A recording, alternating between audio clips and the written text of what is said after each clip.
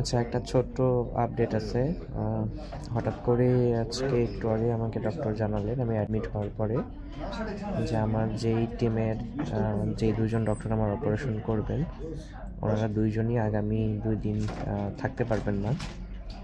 তো ওনাদের যে কালকের অপারেশন চার্ট কোনো কারণবশত মিসকমিউনিকেশনের কারণে হতে পারে, সেখানে আমার নাম কালকে ইনক্লুড করা নাই। সো কালকে অপারেশনটা হচ্ছে না, মানে আমাকে আবার আজকে ডিসচার্জ করে দিবে। এখন আমাকে নেক্সট পরের দিন, যেহেতু কালকে শনিবার, পরের দিন রবিবার তো ছুটির দিন, ওই দিন তো সার্জারি সম্ভব না। তো রবিবারে আমাকে অ্যাডমিট করবে, রবিবারে আমি আবার অ্যাডমিট হব এবং সোমবারে আমার সার্জারিটা হবে। আগামী সোমবারে আমার সার্জারি হবে, আবার রবিবারে এসে আমাকে অ্যাডমিট হতে হবে।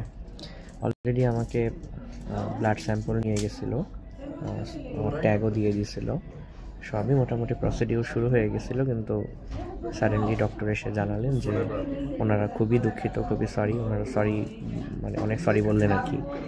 তো যাই হোক, এই আর কি, মানে হতে পারে এটা সৃষ্টিকর্তার কোনো পরিকল্পনা, আমরা তো জানি না। ঠিক আছে, প্রার্থনায় স্মরণ রাখবেন। ধন্যবাদ।